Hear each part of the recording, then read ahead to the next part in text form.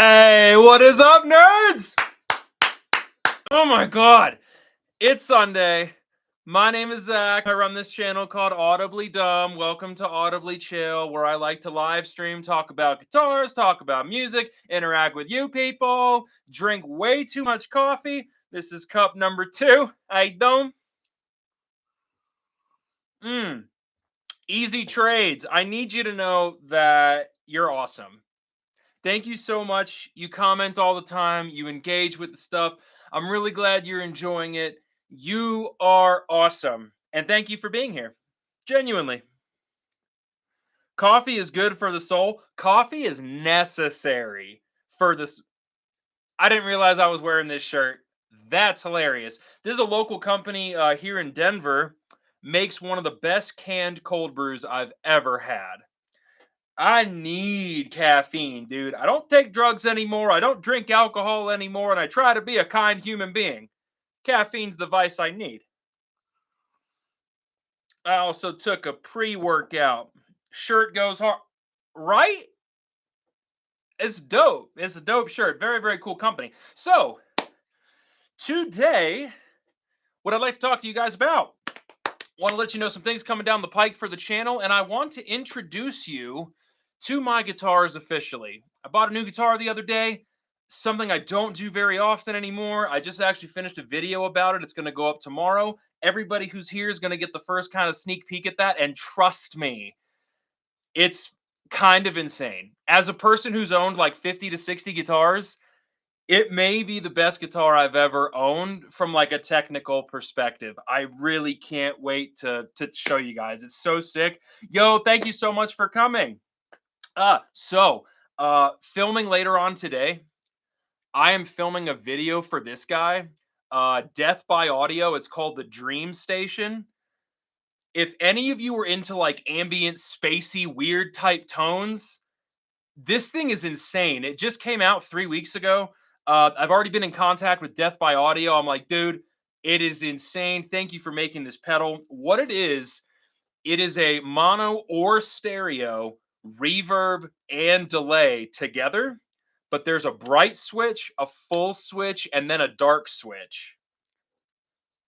Dude, I'm telling you, if you love reverb and delay, it's insane. I've had it for the last 48 hours. Of course, Flipside Music let me borrow it, but you essentially have how long do you want the reverb, what milliseconds for the delay, how long do you want the delay to go, and then a mix knob. Super stupid simple. The dark switch on this thing, if you get the reverb and the echo like really thick and you put it on the dark setting, you just get this like massive wall of shittery. Just like it's amazing. I cannot wait to put the video out about it. In the next couple weeks, I've got a video on a Reverend Eastsider Telly that I did. It's a natural finish with Karina wood with some binding on it. I think you guys are gonna like that one. It was such a cool guitar. And then this company out of Greece, they're making it's called VS Audio. Um, they had a thing. Oh, what was it called? The Aftermath. The Aftermath distortion. It's a distortion with a boost on it, and you can add up to 12 dB of boost. It was lights out. Even with like the gain all the way down, just like that little bit of hair, it sounded freaking awesome. Yeah, like the last I'm trying not to just do gear videos. I like to talk about lots of stuff. The last several pieces of gear that I've made content for, can't wait for you guys to see it. Dope options. Mm. Man, real quick, how's everybody doing? Anybody like listening to any good music today? Going to any shows? Like, what do we got going on? I'm itching for another concert. Next month, I go back to my day job. I quit my last career for the last year. I'm going back to it, and it's going to give me the additional income to I just want to see a lot of shows this year, man. There are some killer shows coming through Denver. Man, oh man. Um, If anybody here listens to Unprocessed, I got their artist pre-sale tickets for like 30 bucks. I could not believe it. Sup, nerd? Hey, I definitely recognize your username. Thank you so much for watching the content. I really appreciate you. You're an honorary nerd, and I toast my caffeine to you.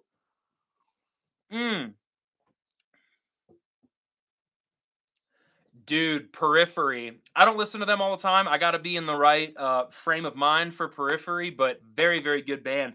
I've never seen Unprocessed before. Does anybody here listen to Unprocessed? I should honestly make a video about them. Eh, They are such an insanely good band. Unprocessed is amazing. Very technical, very like they do like the thump tappy dip type thing, but whether they're going heavy, whatever they're doing, insane. Yeah, good job listening to Periphery. What did I listen to in the gym today? Pat Travers, killer. That's awesome.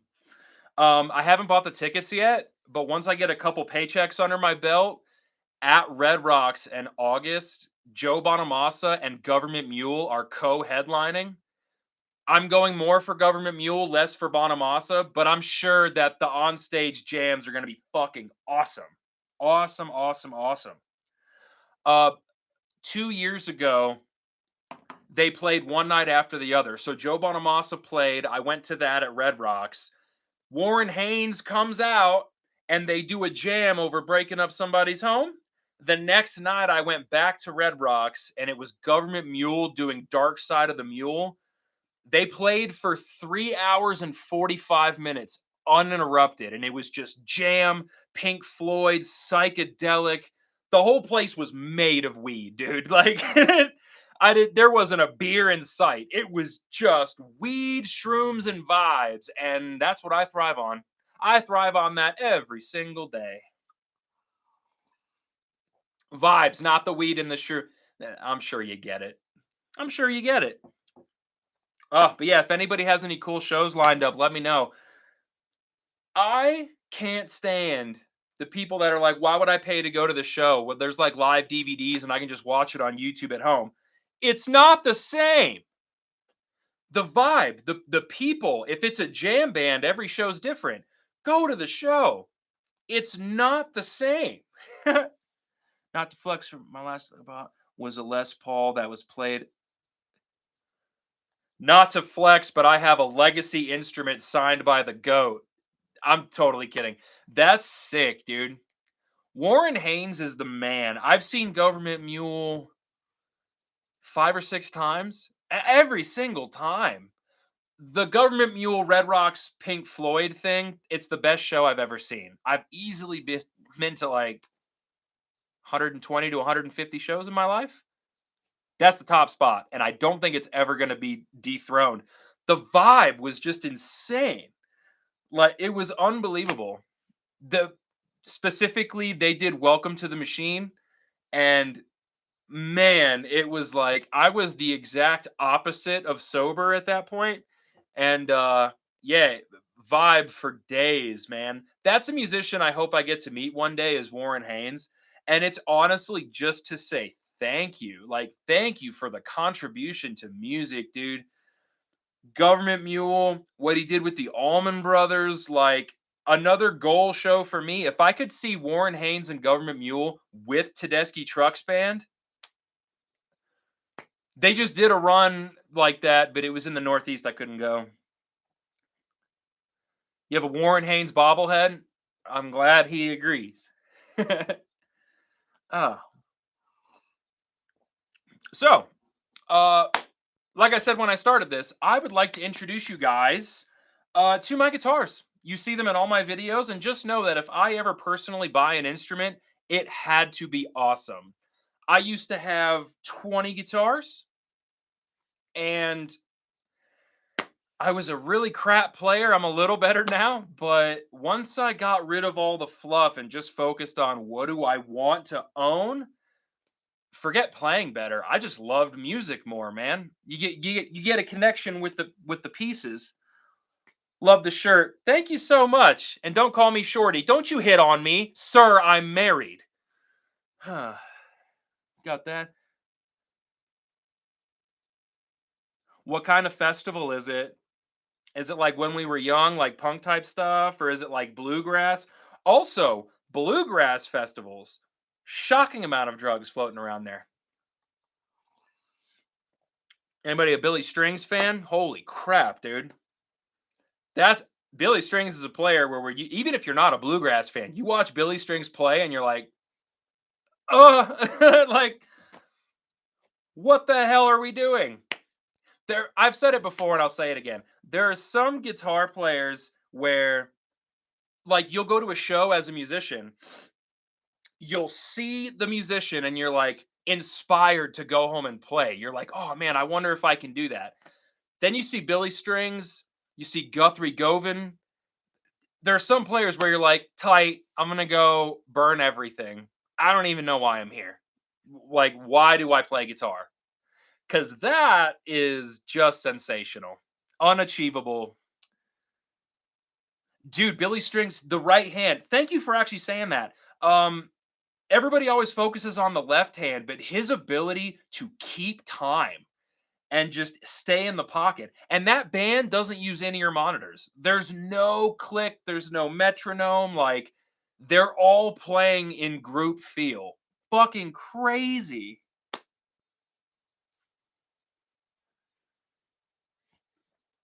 Yeah, dude, Billy Strings is crazy. You know who I'm getting into lately is Goose. We got any Goose fans in here? The fact they upload professional things of all their shows onto YouTube for free? What?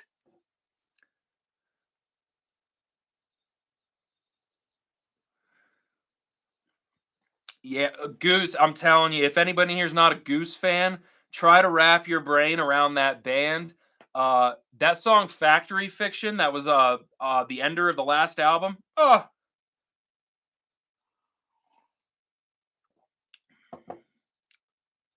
uh I don't know Kenny Vaughn, and I'm actually not from Colorado. I've lived here for 5 years. I'm originally from Tampa Bay, Florida.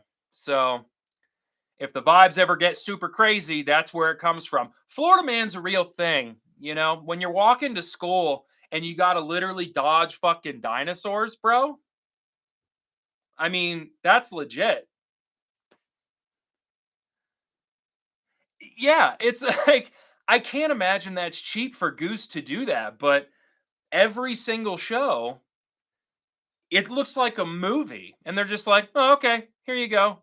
It's probably why they've gotten so big. Bands are always worried, like, "Well, if we upload footage, people won't pay to come see us live." Are you serious? People like me, I'm like, "That's the vibe at your show? I will absolutely come see you." That's ridiculous. That's how I feel anyways. Dave Matthews Band.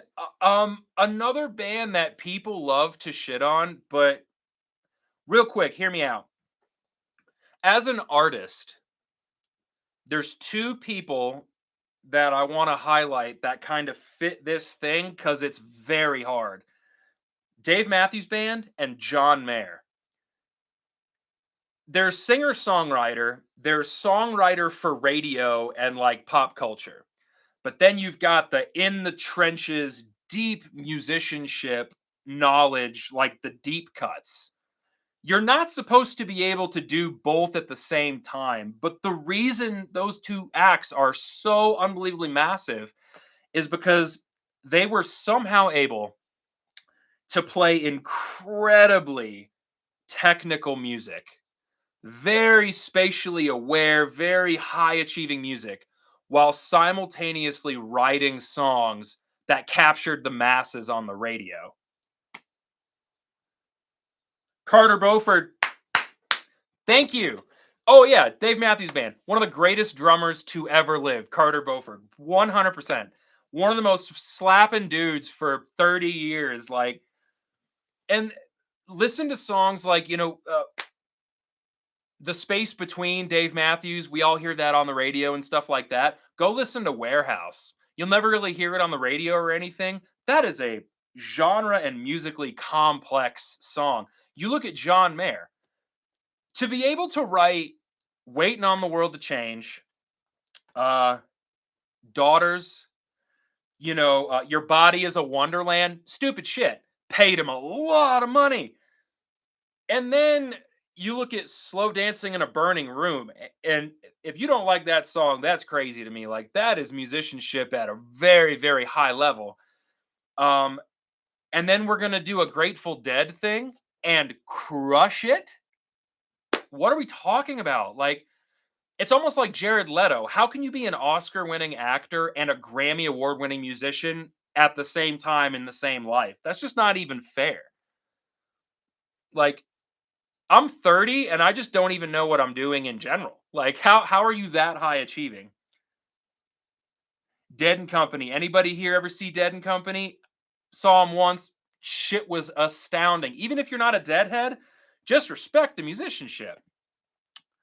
I got to catch up on this here. Regarding the video of Goose with Trey Anastasio, I've watched several of them. Fish is also a dope band.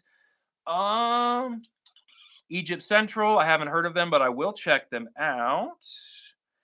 And yes, John Mayer did do a neural DSP thing. If you guys haven't seen it, Vertex Effects, Mason, he did a great video on the whole neural DSP thing with John Mayer. Super cool. You watch all my shorts. Aiden the Baker. Thank you so much. If nobody else says this to you today, I just want you to know you're great. Oh, man. I post long form too. If you're ever curled up on the couch with a Snuggie and a hot chocolate, click on one of those, man. Drop a comment, whatever.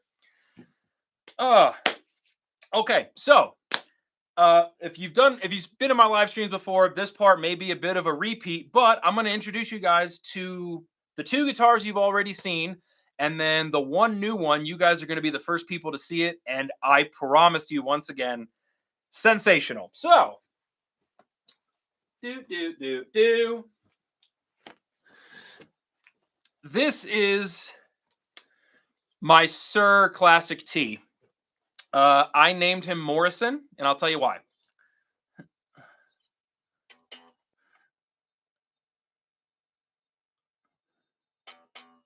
I haven't tried the tune tracks, but I will. Oh, is it like a plugin or something? You saw the doubleheader with Government Mule and Tedeschi trucks. That's tight. But yeah, so this is Morrison. It's a 2019 Sir Classic T. I have a uncovered Seymour Duncan Pearly Gates in the neck, and then this is a Seymour Duncan quarter pounder in the bridge. The idea was to give it almost a P90 type of push. But the reason why this guitar is called Morrison is because this guitar was played at Red Rocks many, many, many times.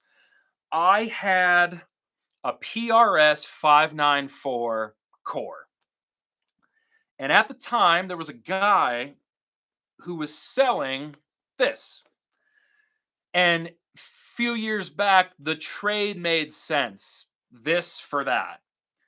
And regarding value and where they're at now, I couldn't care less. I do know that he no longer owns that PRS. I still own this and I'm going to have it for the rest of my life. The reason it's called Morrison is because, like I said, it was played at Red Rocks. Red Rocks is in Morrison, Colorado. The guy worked there for the longest time. And what happened was I got this.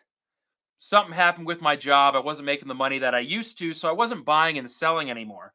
So I was just playing this thing all the damn time. Like, I could not stop playing this guitar. By the time I changed these pickups, I haven't really touched anything on it since. These pickups have been in this guitar for like a year and a half. And again, most of my videos is far into the future. You guys will see this more than any other guitar. The other thing that it did was it opened my eyes to, this is a Fender Telecaster. Let's just be real. Fender does not make the best Fender Telecasters anymore. They just don't. You're probably not going to see a Fender or a Gibson in this house, and it's purely because I'm so selective with what I buy. If I'm gonna spend the money on a guitar, it needs to be special and mine and unique and all of that. Dude, I can't tell you where that came from. I did it once and then just like I don't know. I don't know. I'm really dumb. I hit record. Whatever happens, happens, babe. Mm. Imagine if I get to meet Riley Reid one day because of that shit.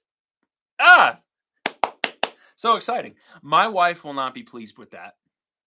We'll move on. Um, but yeah, I love this guitar. It's like I think it's like 7.8 pounds. The Fender Brent Mason, I understand, but it's a medium C-shaped neck.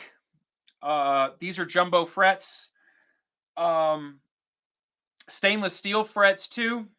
Locking staggered tuners, so you don't need any string trees. When I tell you, I never have to tune this instrument. Right there, perfectly in tune, and it always fucking will be.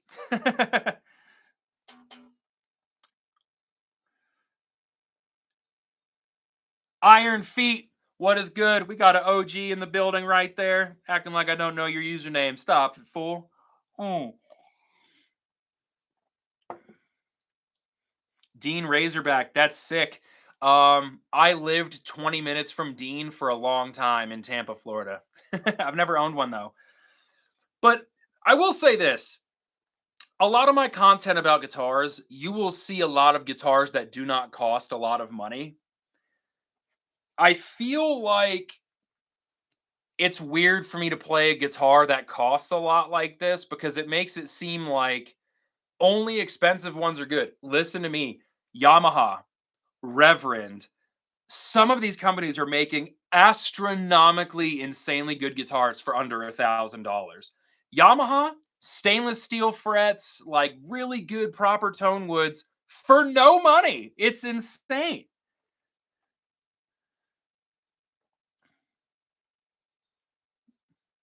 Regarding the NFL playoffs, I just want to address that real quick. I love football. Let me tell you what happened. I stopped drinking alcohol about a year ago. When I stopped drinking beer, my love for watching football dropped substantially with it. I swear, all of a sudden I was like, it's not that fun. But when I started doing content, I spend roughly 50 hours a week actively working on Audibly Dumb. I just don't have time. I literally had to give up the NFL to be able to do this. And I don't regret it. Every single one of you are so fucking sick. And I really need you to know this nerd here appreciates and loves every single one of you. Thank you, thank you, thank you. Vintage guitars, I've seen them. I don't know much about them. That's an import brand, right? Yamaha Pacifica. I'm going to be doing a video about one of those in a couple weeks. There's a really great one over at Flipside Music. Again, for the high end one, I think is $7.99 with Seymour Duncan's. Stop. Mm. But yeah, regarding cheap versus expensive, a good guitar is a good guitar, right? It just is. Um, can you see it on the ground? The pink Strat on the ground in the corner. That's the parts caster that I'm going to be building. Somebody in this chat might win it. Um, it was objectively a shit guitar, but it wasn't because of the body. I paid $60 for it. Um, I think it could be turned into a good guitar. Expensive does not mean good. It is just a coincidence that this guitar happens to be worth around 2,800 bucks, and it's the best telly I've ever played. And at the time I got it, I was in the financial position for it. But you do not have to spend money like that to get an unbelievable forever guitar.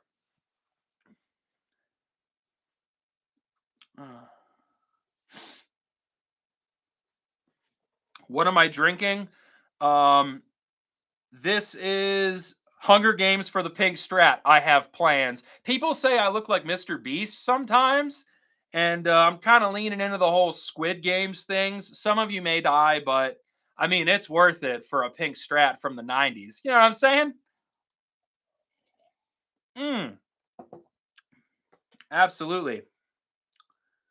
Sorry, I'm trying to keep up with the just the comments. I don't want anybody to get lost in the sauce. I just care about you guys too much, man. But yeah, I guess I'm fully caught up. But yeah, so when you see in my videos, when you see this, sir, don't think I'm a douchebag. Okay, I know it's expensive, but trust me, it's like the best feeling, best playing Fender type instrument I've ever played in my life. Uh, I'm starting to actually wear my fingertips into the neck, and it's not a nitro finish. So that gives you an idea of how often I play this thing. It's all the time. I just bought a new guitar, which I'm getting to in a moment, and I still found myself playing this on the same day that I got that. I just can't put it down. I can't get enough. The pink Strat, the one on the ground or the one in the rack? Favorite riff? This is the first one that came to mind. Nobody make fun of me. I'm sensitive. The riff for Joe Bonamassa's version of A New Day Yesterday by Jethro Tull. Mwah. What a rockin' tune. Hmm. I will move over to that right now. So, finally, this is Morrison. I'm going to be doing a whole video on him at some point in the future just because it just means so much to me, man. Listen, regarding Joe Bonamassa, I'm just going to throw this out there. You'll hear me mention his name in passing, and I'll tell you why. Not now. Not the Joe Bonamassa now. Go back to when he was broke. When he was doing like live at Rock Palast as a three-piece with Eric Cesar on bass. Dude, his bass player had a 5-string bass and would just rip the nastiest lines. But they had to. They were a three-piece. That band, it felt like Joe Bonamassa was being chased down by his rhythm section. That playing, people are like, oh, it's just pentatonic runs. Not then it wasn't. Like that dude, there was a point in time, I don't think so now, but there was a point in time where Joe Bonamassa was one of the most ripping dudes in blues rock. And I will defend that like forever. I see a couple people left when I said that. Struck a nerve. I'm so sorry for speaking facts, just dropping them like they're hot. Donna Glenn, I'm not going to pronounce that last part for fear of being offensive, but I do know how to pronounce 4322. What's up, nerd? All right, so that's Morrison, everybody. I very recently realized that I don't have a name for this one. I've owned this for over a year now. I should name it. That's right. If it feels good, it is good. That's it. So this is a John Page Ashburn. John Page founded the Fender Custom Shop back in the late 80s. He worked there for a long time. He left and he started his own company. So he did something that John Sir also does. We've got staggered tuning pegs. They're not locking, but they are staggered, so we don't have a string tree, which is cool. It stays in tune very, very well. The body is similar to a Strat, but ergonomically, it's actually a bit more comfortable for me. The contoured heel, once again, it's like anything that you do with a traditional type guitar, you start tweaking with it, the traditionalists get super offended. Shut up, dude. The contoured heel without the giant plate thing, like it's better. It's a roasted maple neck with a rosewood board. And then a really cool thing, name it nerd. I might do that just for you, Iron Feet. Just for you, guy. Uh, the bridge pickup on every guitar he makes, including the Tellys, is inverted the other way. It's like the Jimi Hendrix thing where he would play the guitar upside down. He just does that automatically. And I can honestly say that I'm not a bridge pickup fan on Strats, it sounds insanely good. It's not super throat punchy, go kill yourself. Your name's Charlie. Iron Feet, I'm never going to forget that. I'm going to call you Iron Charlie from now on because I think that sounds nice. Iron Charlie's a nice, wholesome family name. Pickups in this. These two here are flat pole Seymour Duncan. I think they're called 5.2s. So I wanted to go flat pole because the radius here is a compound radius. It's a 10 to, I believe it's a 10 to 14 inch compound radius. So because it's not the 7 1/4 like traditional Fenders, you can get away with the flat pole thing and be fine. And then I thought, well, the bridge pickup's inverted like Hendrix, so I went to Seymour Duncan. This is a 69 Voodoo Strat pickup.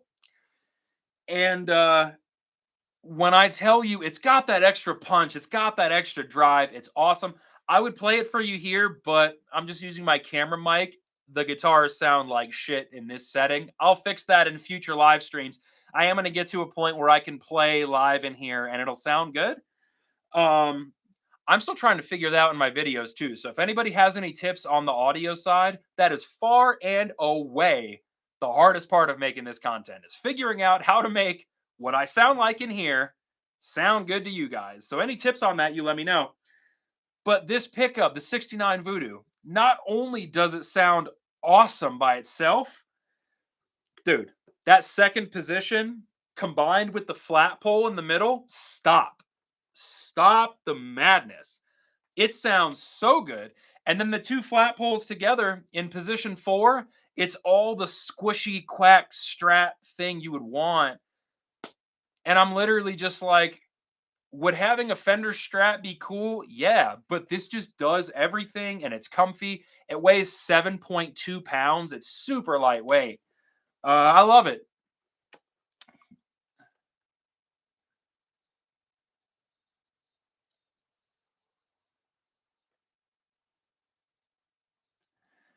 So, something to pay attention to there, and this is actually really, really dope. Two people in a row. I hate the middle pickup because it gets in the way. That is a shared experience for a lot of people. Where my hand rests is basically right here on every guitar. So when I pick, I always pick just naturally in between the two pickups. So I never hit it. The middle pup is king. I agree. The middle pickup on its own, Robin Trower. Just throw that out there. All the Robin Trower rhythm stuff he would do on the middle pickup, and then for solos, he would go to the neck. And anybody in here who knows who Robin Trower is, like blues rock psychedelic royalty. Straight facts. I listen to Robin Trower all the time. I don't think he gets nearly enough credit. The bass player who was his singer, James Dewar, one of the best rock voices in music history, bar none. I should do a video. I did a video early on about Robin Trower. I should go more in depth. That dude was the man. But I like keeping my palm right here on the bridge. This trim doesn't work. I have it blocked, so I'm not going to push it out of tune. But what it allows me to do is I can pick in between these two pickups. The right hand can cascade along and mute the strings that I'm not playing. But if I do want that kind of more pointedness to my notes with a slight mute, again, the palm is just right there. Little minute adjustments. And I'm never hitting the middle pickup. It always sounds good.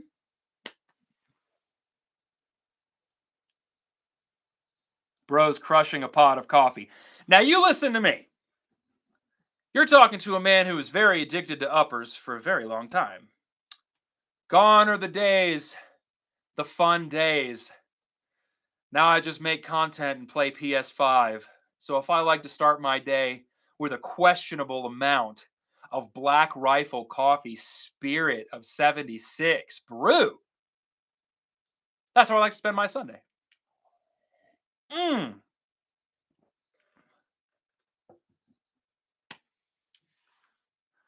Edward Van Halen. You said that very appropriately. Edward Van Halen.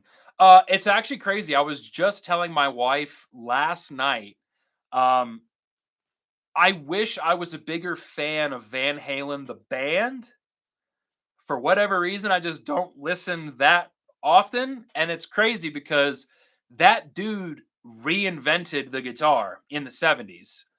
When Eddie Van Halen came out, no one, and I mean no one, was playing that shit. People were listening, they're like, "How does he even do it?" And we're talking professional musicians that were great. They're like, "What is that?" Dude, amazing. What's the news with the custom guitars? Okay, here's the news with the custom guitars. Just finishing up. Yes, you'll see this in my videos quite a bit. If I ever need to do the Stratocaster thing, this is what you're going to be seeing. Shell pink with the tortoise pepperoni pickguard thing. Super, super cool. Seymour Duncan's. And yeah, I don't see myself getting rid of it anytime soon, mainly because it's lost a lot of value. So, ba, ba, ba, da, ba.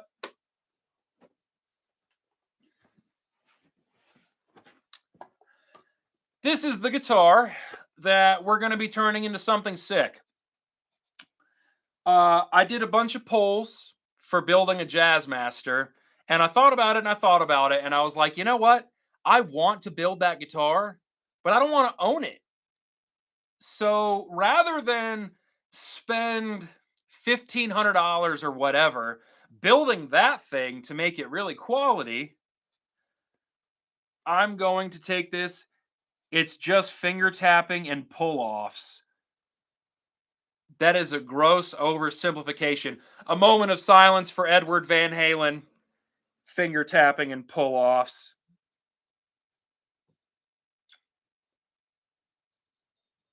Okay. Okay. Had a moment there. Sorry. Uh, what I'm going to do is I'm going to take this guy, and I have a supplier for a neck. I have a supplier for pickups. Essentially, once I go back to my day job, I'm going to put about $700, between $700 and $900 into this guitar.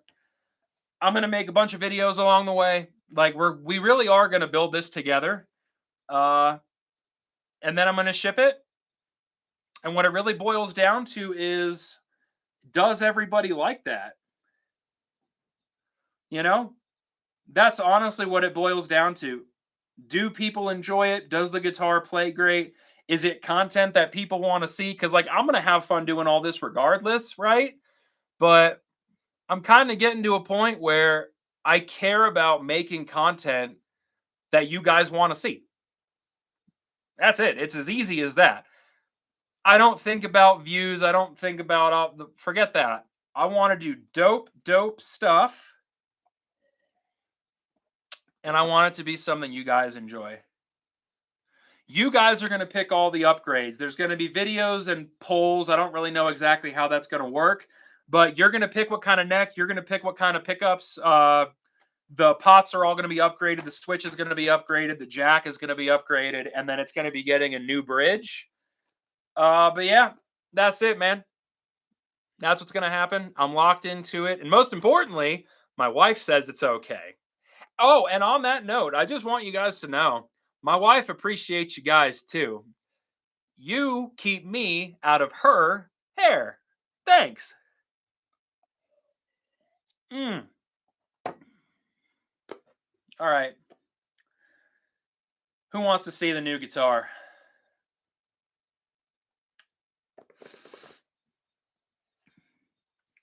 I filmed a whole video for it.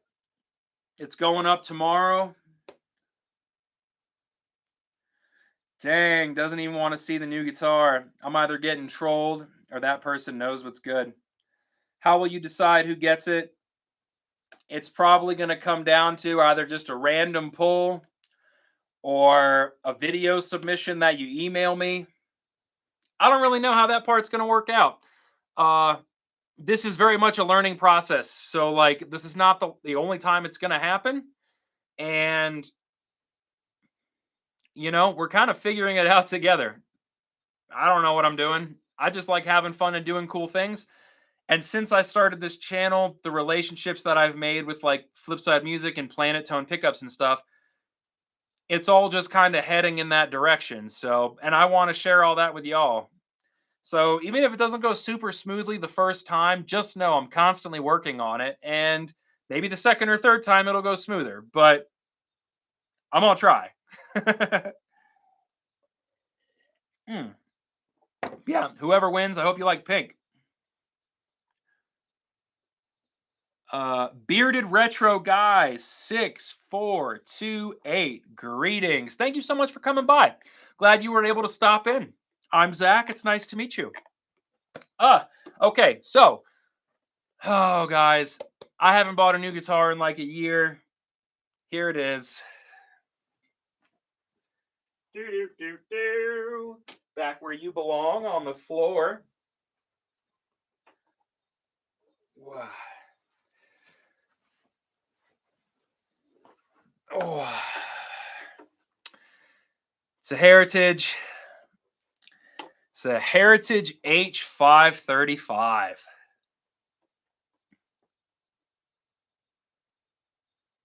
Timeless Bricks, what up, fool? Welcome to the party. So, this is a Heritage H535 that I named King, and no, it's not after BB and all that. I actually named this after Marcus King, and it's just because for modern musicians, especially in blues rock soul type thing, I can't think of a much more inspiring player than Marcus King. That vibe is what I wanted to go for with something like this. Um, but yeah, so I went to Flipside Music, and they've had this for a while. I took it off the wall just randomly, and keep in mind, I'm not a set neck dual humbucker dude. But there was just something about this guitar where it was like, oh my god, what are we doing? This is fucking insane. Uh, so I took it down. I played it for a long time. I threw it back up, and then I went back and I played it again, and again, just magic, dude. Like literal magic. The owner of Flipside Music, Ike, was thinking about just taking the loss and keeping it because he heard it too, right? He's a telly guy like I am, but tellies just can't do this. You can put humbuckers in it, you can make it semi hollow, whatever the hell you want to do. It's not going to be this.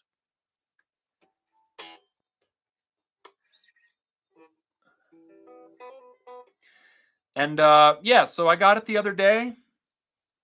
He made me a deal that was dumb, like really dumb. And man, I just very, very, very fortunate to have a relationship with a local store that is treating me really well. I annoy the shit out of those guys. I need you to know. Like, I'm loud and on all the time, dude. If I'm going to cruise through life being sober and boring, I'm not, at least I'm not going to be boring. I'm loud as shit all the time. And every single dude in that place is so nice to me and they treat me so well.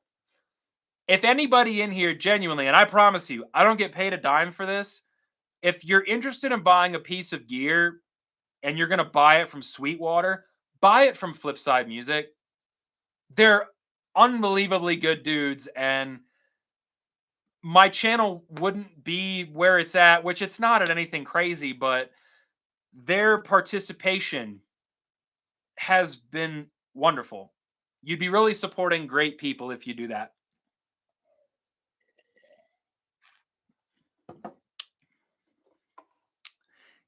Let's see. Uh so the tobacco burst thing, I do like tobacco burst. I think it looks nice.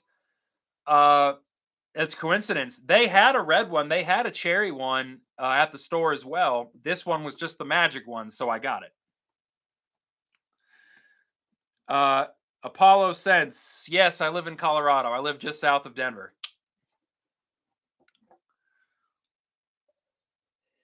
Hmm. And Iron Charlie, do not throw shade. I own two guitars, the same two, for over a year. Didn't buy nothing.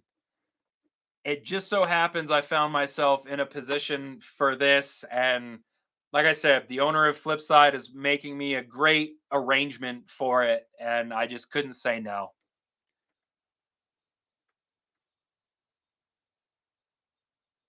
Yeah. No, that makes a lot of sense. They have this guitar for a while.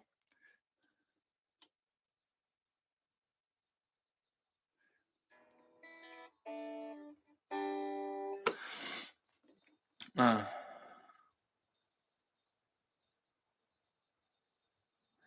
hey, bearded retro guy.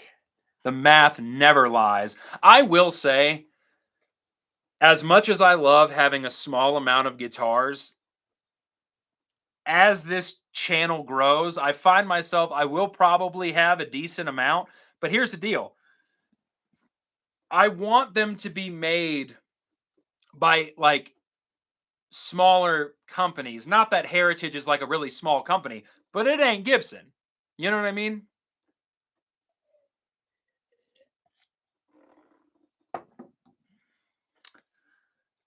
Do I get gas? I do get gear acquisition syndrome. I do get itching for a new guitar for sure. Recently, it really kicked in, but how do I difficult to kind of put this in words. Making the audibly dumb stuff takes so much time and like it's a decent amount of creative expenditure, like just always being on and working on stuff that when I play guitar, I really just want to play something that I'm really familiar with and comfortable with. And so the need to get a new guitar is less and less.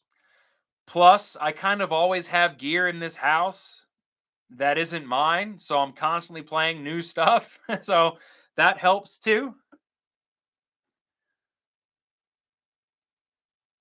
Dude, Epiphone. People are like, I can't afford a Gibson. Look at Epiphone. I played one of the Chinese inspired by Gibson custom shop Les Pauls or whatever recently. It was pre-owned for 500 bucks. I was blown away by how good it sounded. It was like 8.5 pounds. It wasn't super heavy. Man,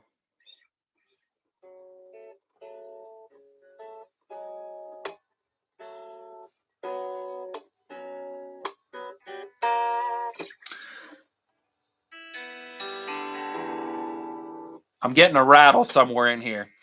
They had it at the store for a long time. I'm sure plenty of people played it. I got to do a setup on it.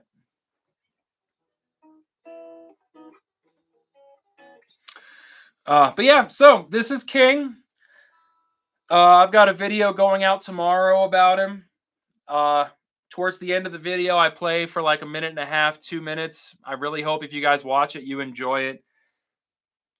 For me to buy this guitar, just know it had to be very, very, very good. Very inspiring to play. Your back hates you for the Epiphone. Yeah, that's the other thing, dude. When those guitars start hitting like 9.5 pounds and up, damn. This is 8.1 pounds. Can you believe that? The other one was 8.9. So, like, for a big guitar, not too shabby. Yeah, the cuss 10 pounds, I'm out, dude. Uh, Apollo Sense, what do I think about Yamaha? The best guitar for under 1,400 bucks in the world. The end. The Revstar stuff, the Yamaha Revstar with the P90s, I don't think you can spend better money in that price point. The consistency, like you guys will hear me yell Yamaha to the heavens all the time. I love that company.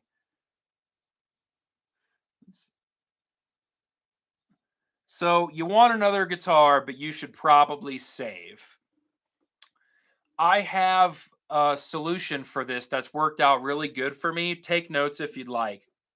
Put it on a credit card and hope for the best.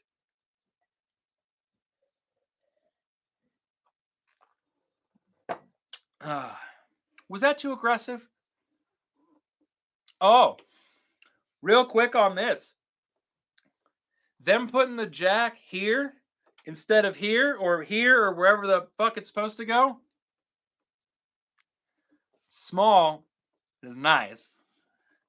Is nice. Oh man. I want you guys to know this is the single most active live thing that I've done so far. Thank you guys for hanging out with me. Really, really cool. I was unsure about the whole live thing for a bit, but I got to tell you, I'm really enjoying hanging out with you guys, especially on Sundays. Is Sunday morning a good time to do this? Like, is this? I feel like is everybody just kind of chilling? I'm just curious. What is everybody doing on a Sunday morning up in here? Because that's a time where I usually have decently free. And yeah, so Timeless Bricks has been in here before. Do you know why? Legend. Legend status. Dude comes in here all the time. Like, homie, checking in. Guitars are great. Music rocks. Thank you for doing what you do. Saturday evening for you. I'm sorry. I forget that the whole planet exists. My bad. Well, thank you for spending your evening with me. Where do you live? Regarding the tunomatic intonation, here's what I'm going to say to that. I don't know. I know very little about guitar setups and all of that. The build that we're doing, I'm not doing that work. I'm paying a professional to do it. I like to play them. How does it intonate and all that? I got no clue. I just know it feels really, really nice. And the moment it stops feeling really, really nice, I'm going to pay someone to make it feel really, really nice. I sounded kind of like a douchebag right there. Moving on. Brian HRB Rody. Sup, dude? I don't know who you are, but thank you for coming by. Oh man. Yamaha Rev Star. Just whatever guitar you're gonna put and then versus Yamaha Rev Star, just get rid of anything before Yamaha Rev Star. I'm not kidding. Like it is bananas that guitar costs what it costs.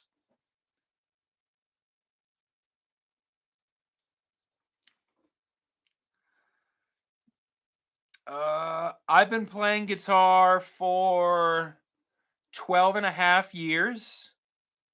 When I was 17, I started dating this girl, and she said, "Do you play guitar?" And I said, "No." She goes, "It'd be really cool if you did." Um, that girl I was dating is now my wife 13 years later. She's upstairs, and she regrets making that comment.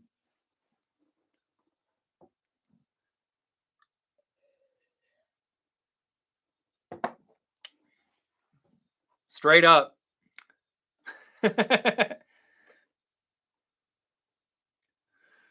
I haven't heard of that, but I do know who Gary Busey is. The video he put on Instagram for Christmas was fucking crazy. Like it was so crazy. Uh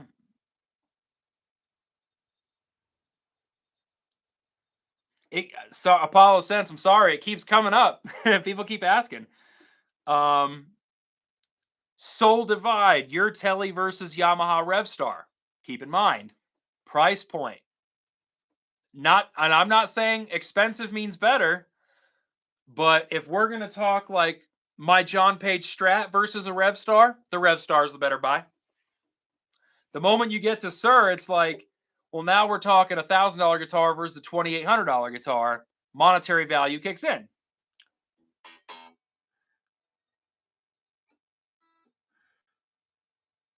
Learning guitar for a girl is crazy.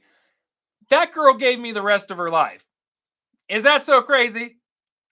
The ups, the downs from a child to a man, the debt, the riches, the back to debt, living in Florida, moving to Colorado,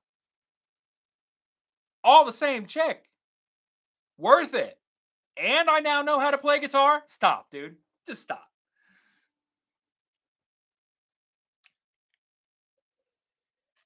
Mm.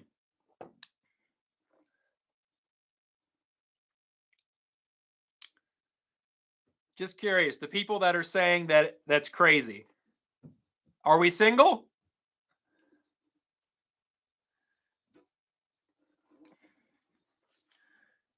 How to get laid as a guitarist? I don't know. I got my last girlfriend before I played guitar.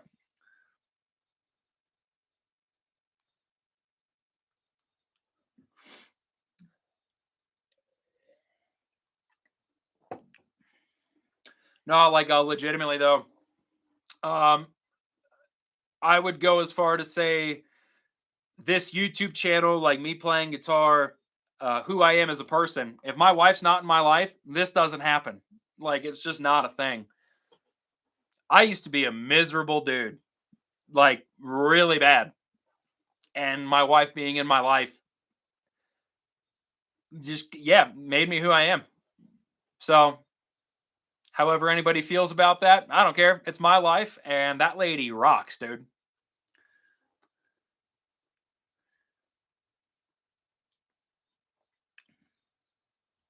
Let's see.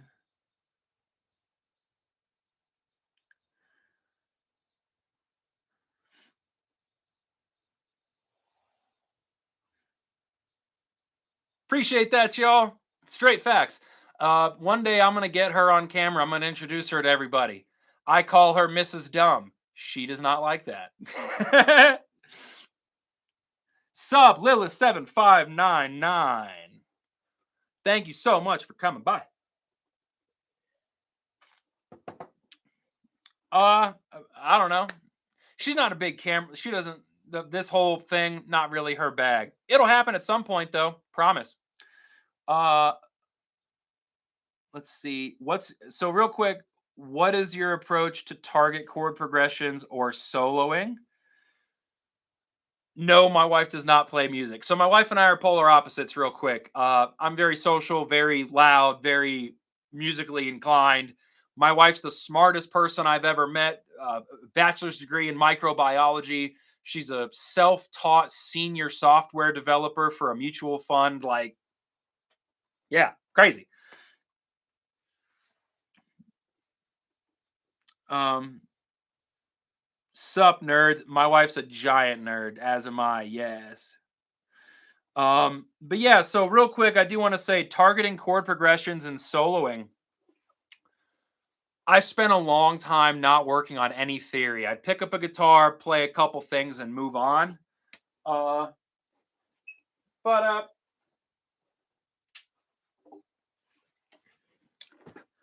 so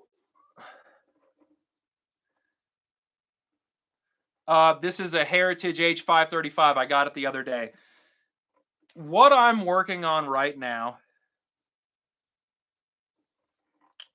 anytime I'm writing something, so like in the video that goes up tomorrow for this guitar, the little clean passage at the end, I wrote that. I still don't know how to just view triads across the neck. I should, but I don't. Um, I still think in regards to scales and where notes are, but it's starting to become a thing of uh, if we're in the key of A, everybody always defaults to like A, D, and then E. I think that's most like beginner to intermediate players. It's like power chords everywhere. I'm trying to view it as more of like, well, there's an A, there's an A, there's an A, there's another A. Going up to that A here, it's like there's another A, there's A major. I can't just flow like that, but I'm working on it. And then the other thing too, um, not just playing pentatonic. When I'm going to solo or I'm going to anything like that, I'm not just going for these. It's not like that. I still am thinking in regards to scale shapes, but it's very much the whole scale pattern. Okay, right now I'm in number one. We're gonna flow to position number five right here. Slide up to position two. It's like the major scale, but we're gonna accent everything around A because we're playing in A. If I hear a note that I like, I'm gonna hang out for a little bit and like maybe I play something cool, work on locking into that and repeating it. And then the big thing is playing along with other people or backing tracks, tracking what's happening in the background and accenting what I'm playing around it, not just mindless noodling. Where do I get my phrasing ideas from? Various places. So right now, I'm working on a lot of Goose, the band Goose. It's a lot of Mixolydian. It's the very dope, happy sounding hybrid of major and minor. And you get these really expressive lines. But then other times I do just want to play a straight blues, or the full Aeolian scale can sound very not minor. You can make it sound different. Let's see. Jazz guitar is hard. I got to catch up right here. Kind of went on a little rant there. Nerd herd, that is my house. Um, you like my channel because it's exactly what you wanted to do. You wanted to be an idiot for the internet? Buddy, do you know how much shit talk I get on a daily basis? My Riley Reid impression alone. Holy crap. I get beat up, dude. Let's see.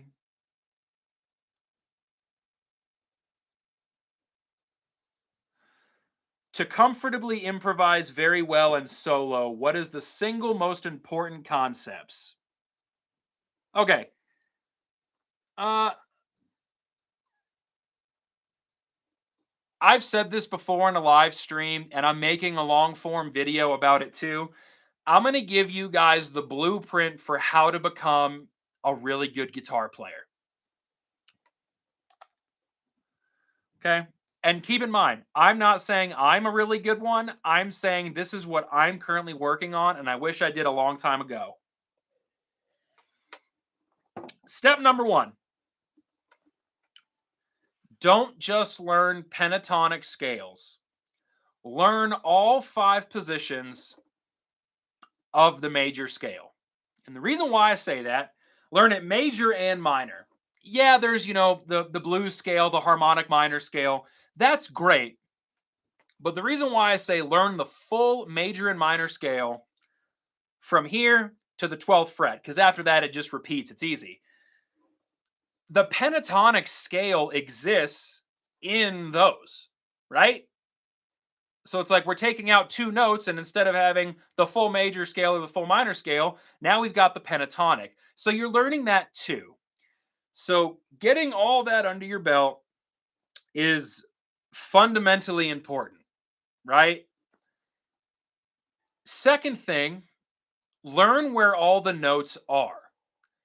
If you want to play an A, learn where the A's are. Now, I don't know the whole fretboard completely by heart, but I can tell you that I am getting to a point where as I'm playing, if I'm in the key of C sharp, I'm starting to know how to get to certain places and target those notes accordingly as the chords go by.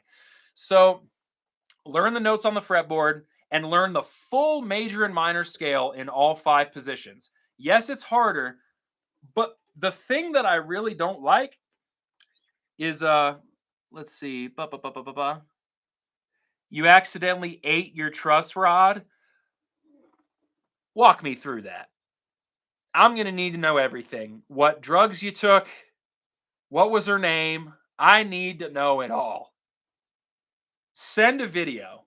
I want to see it. If you did that and you didn't get it on video, you don't know how the internet works because that shit.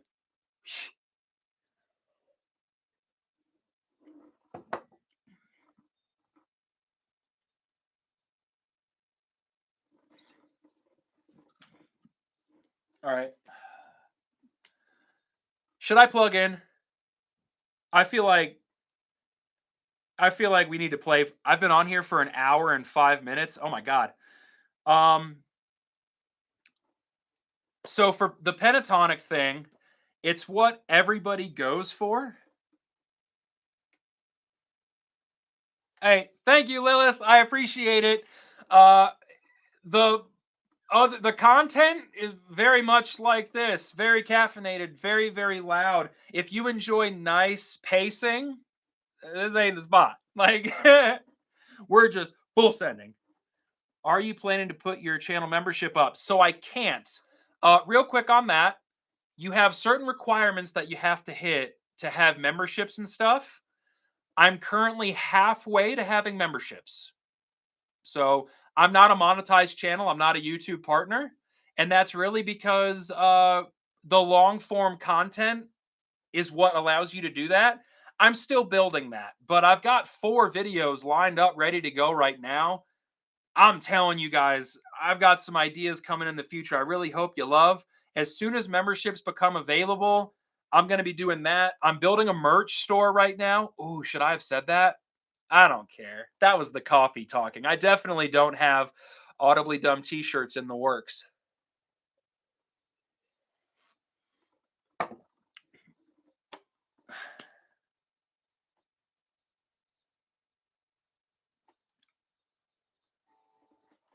Hey, bearded retro guy, I want to talk about that real quick. When I tell you I could not care less about being monetized, the membership thing, all I want to do is make stuff that you people want to see. My goal is to respond to every single comment I get for as long as I can. Eventually, it may get to a point where it's impossible, right? But those of you that have been subscribed for a long time, preach it. Tell them I respond every time, right?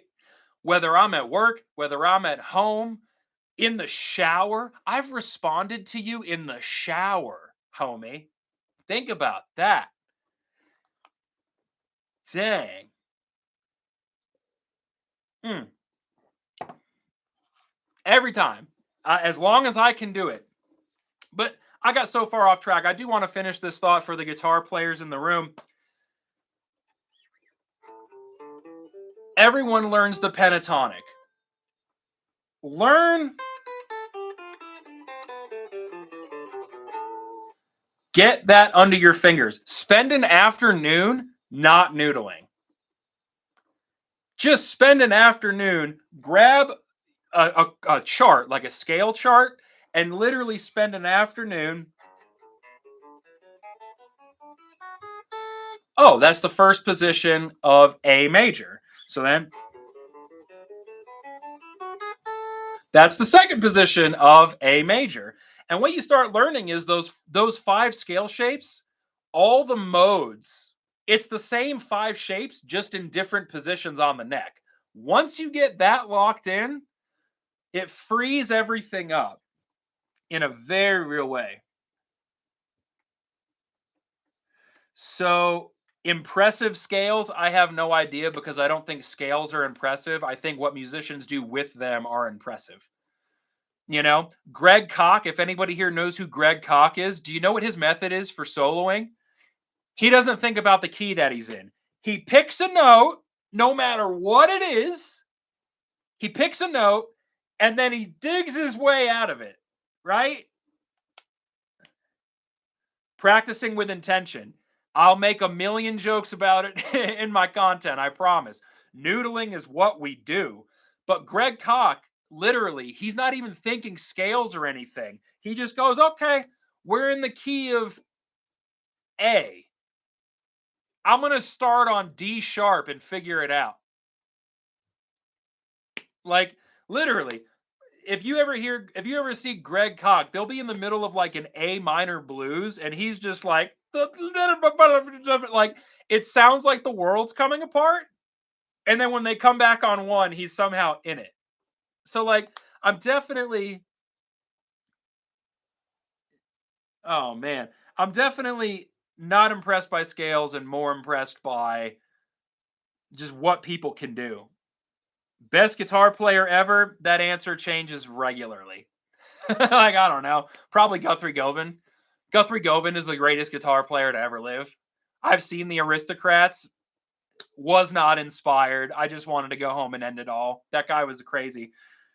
But learn those full scale shapes and learn where all the notes are. Number 3, triads.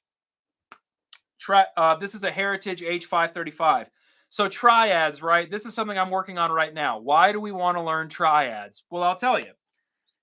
If you're A right here, everybody goes, okay, that's an A, right? But that's an A minor as well. And then that's an A minor as well. Everybody always, if you're a blues player, you slide up to this A. You start to learn that, and it's the same chord. So think about just that right there. We're here to know that you can play the same chord in a different spot. Think about how that frees up everything, right? Instead of just using power chords, knowing how to do the same 3 chords or the same 3 notes that make a triad and play them in lots of different spots, not only does that give you a number of chords to play through a chord progression, it gives you a place to go when you're soloing. You know? So like if this is A, this is also an A. That's A minor. So starting off in A, if you're starting off in a shape like this, you can kind of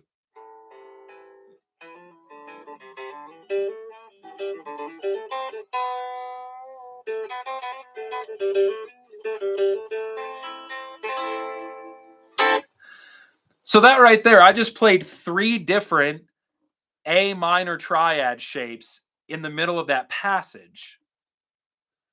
It makes it sound more musical. It makes it sound different. It doesn't sound stagnant. I'm not saying it sounds amazing, but it's definitely better than just playing power chords and pentatonics.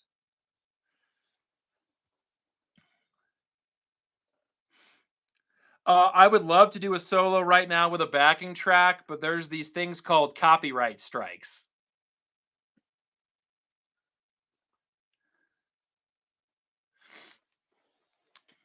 Yeah. You'll notice I don't really have backing music in my videos anymore. There's a reason for that.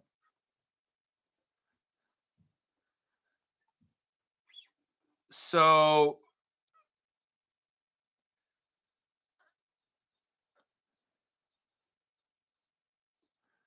King Chiroptera or whatever, I feel violated in the best way possible right now. I'm going to speak directly to you for a moment. Thank you so much for showing up to this live stream and making me feel special. One moment.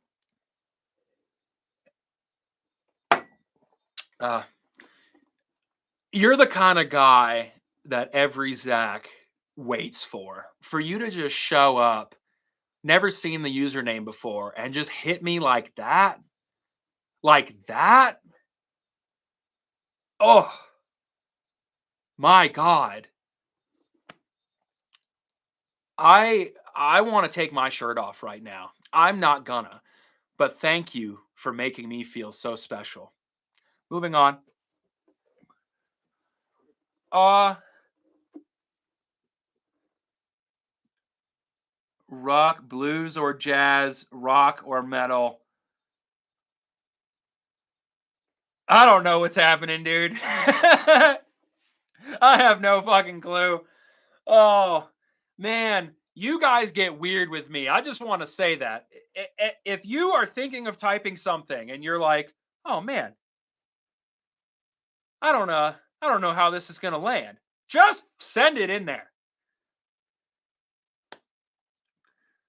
Babe, thank you so much. The Tasteful Slide E-Chord, it's like whipped cream on ice cream. Like, should it be there? Probably not. But man, I'm glad you like that. I enjoy doing it every time.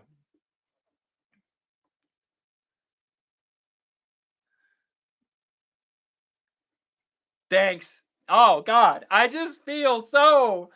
Ah, I'm gonna tell my wife about this and let her know she better straighten up because I got options, dude. Come on. Don't. Oh, if she sees that hour 15, she's not gonna see that. We're good.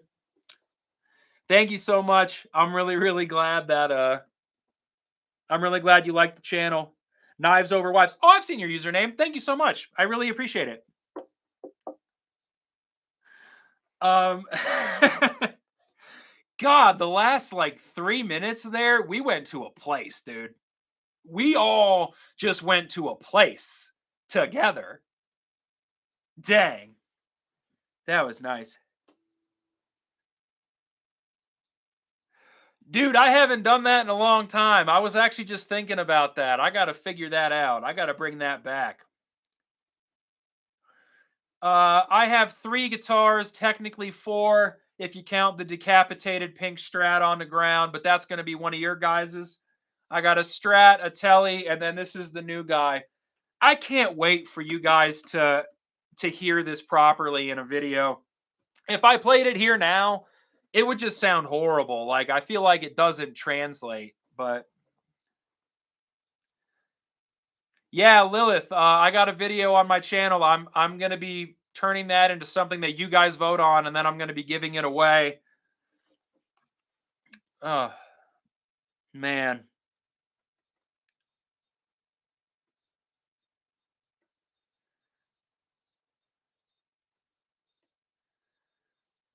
See, that's the thing. Like regarded what Bearded Retro guy just said, it's the thing in my content I'm most self-conscious about. Figuring out how to get a recorded guitar tone to sound believable and like good in a YouTube video. I don't have all the money in the world to invest in like a really proper setup. I edit everything on a laptop. Like it's not the most ideal, but I do promise as the channel goes on, like it will get better. I'm just one of those people. I didn't want to wait for the ideal scenario. You know what I mean? Just like use what you have, figure out how to make it okay, and figure it out from there. That's kind of what I'm doing. But it will get better. Promise. Leonard Skinner or Allman Brothers? Fuck, that's a hard question. I don't even know, dude. I legit have no idea. I love them both. I mean, the Allman Brothers, the jam band thing, it was like you had the Grateful Dead on the West Coast and then the Allman Brothers on the East Coast doing the jam band thing. Very influential. But Leonard Skinner, you can't argue with those tunes, man. Very, very, very pivotal in Southern rock music.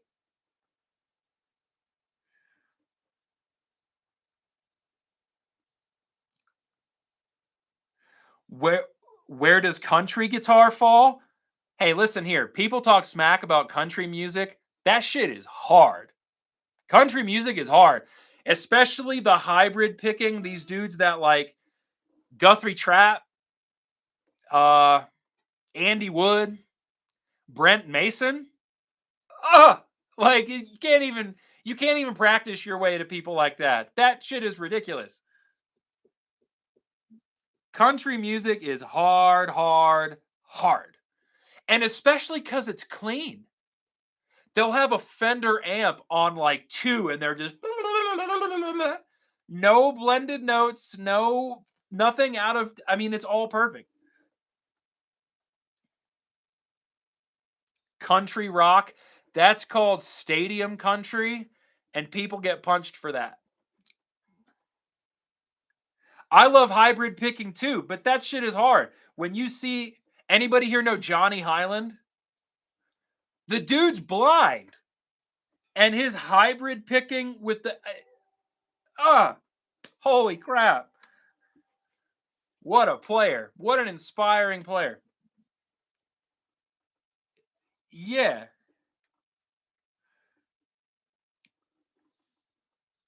Brad Paisley. Keith Urban is another one. Guitar players don't look at Keith Urban a lot because he's like commercially successful or whatever with the hit singles. Monster player. Monster player. Like that dude is awesome. Uh,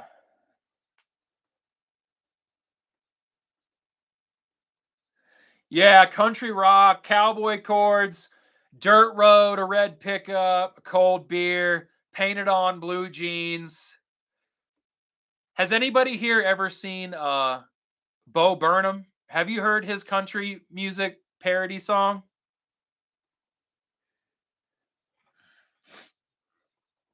Man, it's so funny. He's got lyrics like "I walk and talk like a field hand, but the boots I'm wearing cost 3 grand."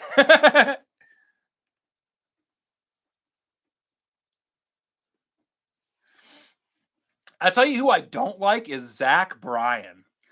There are some of these country like Zach Bryan. It's like every song is the fucking same. Every song sounds the same, right? And he's about to sell out football stadiums, playing the same 4 chords with the same lyrics. And please understand, I don't like to judge artists. Make what you want to make. Make your money. If people love that in masses, that's fine. But I just can't deal.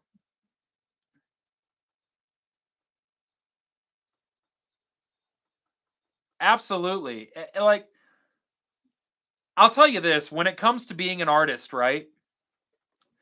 I don't consider myself a musical artist, but I do consider my content to be art at times. It takes a lot of writing and planning and doing all that. I'm much less focused on is what I'm doing unique to me and whatever, and much more focused on, well, what do I just want it to be? This is what it comes out to be, so this is what it is. The same thing, very true with music, right? I think it's the as a music fan, it's my job to figure out what a band or an artist is doing. It's not their job to adjust their art for me. You know? Does that make sense? Is that weird? I don't know if that's like a hot take or not, but how many picks do I eat a day? I've played this exact pick for a year straight. I've never actually looked at it before. It's not the same shape it was when I started using it.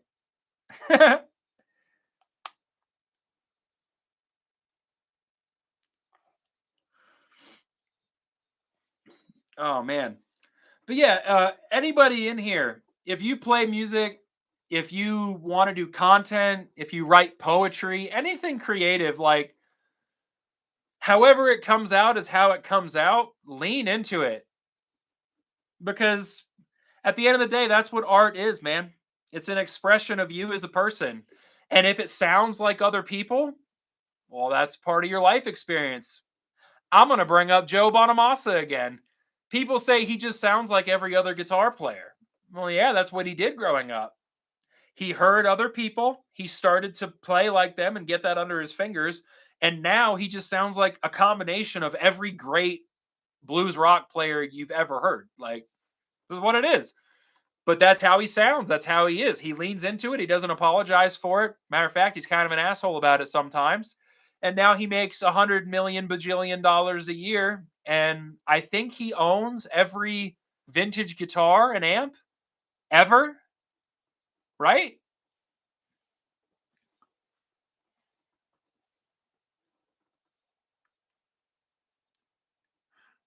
Chuck Berry. Have you guys seen that video? Like the Johnny Be Good intro? And then there's like 20 other songs that he wrote. that starts the exact fucking same. Some dude made a video about it where he just plays the intro to like 20 or 30 Chuck Berry songs in a row. It's all the same. Okay, so here's Bonamassa's problem. He talks about being wealthy, and he talks about, like, he's very aggressive about his success. As much as we can judge that, do any one of us in here know what it's like to be the best in the world at something? We don't. Do we know what it's like to be the number one best-selling blues rock artist in history? And that's including like Clapton, right? When we're talking albums being at the top of the charts. I think when you're shit on your whole life and somehow you're now one of the best guitar players in the world and you make $30 million a year, you're playing Red Rocks and the Hollywood Bowl and shit like that. He's in Black Country Communion with Glenn Hughes and Jason Bonham. Man, insane.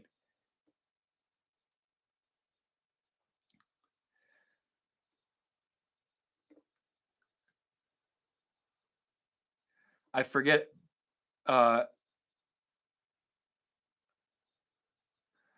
the SRV copy. Are you talking about? I think his name is Rise. It's like RHYS.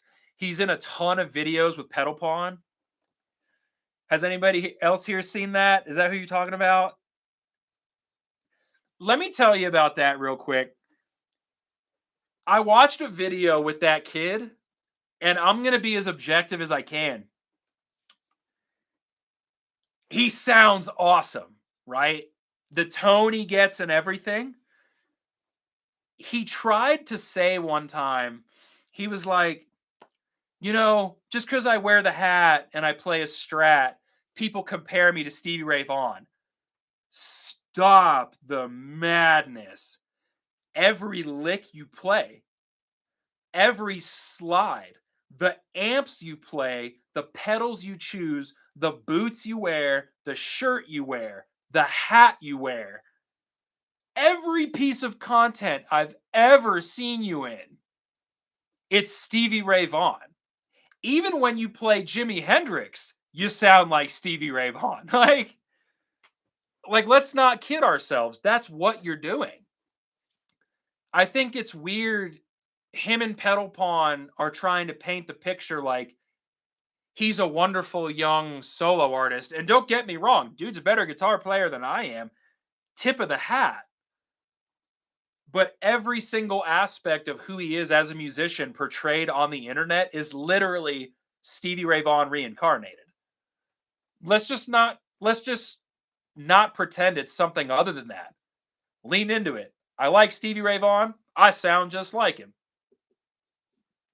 Is that a hot take? Anybody else in here? Like, is that offensive in any way? I don't want to throw shade at the guy. Dude is sick, but oh, that was a caffeine induced little rant about that dude right there. I really hope that didn't come off as complaining or offensive. Like I said, the dude's a better guitar player than I am. He's a better guitar player than most of us. He sounds identical to Stevie Ray Vaughan.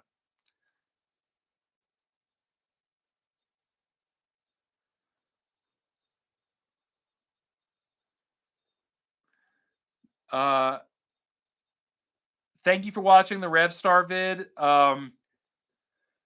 They look a little weird, but yeah, once you play it, you're like, oh, Yamaha's the truth.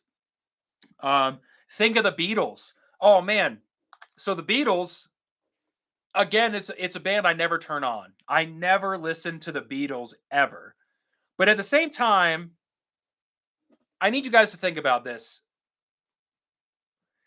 The British invasion from the early to mid 60s up through like the early 70s, one of the most influential times in music history.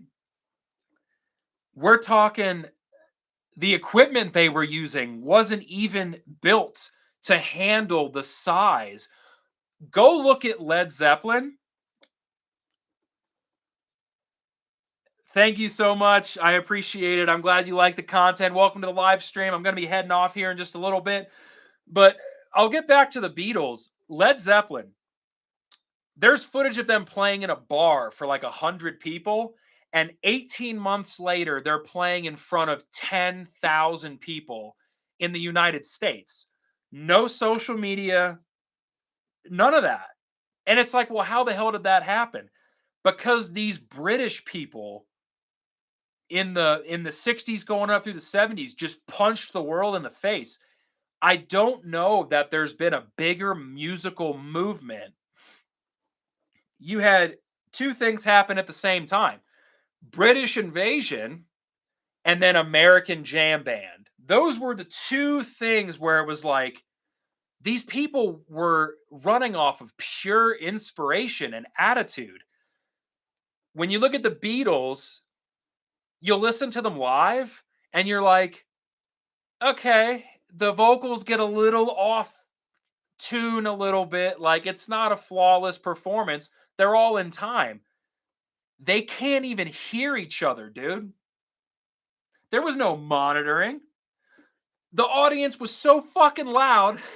Like, they literally were playing completely synced up purely off of memory. They couldn't hear each other. They couldn't hear themselves. All they heard was, ah, and like chicks ripping off their panties and shit. That's all they heard and all they saw.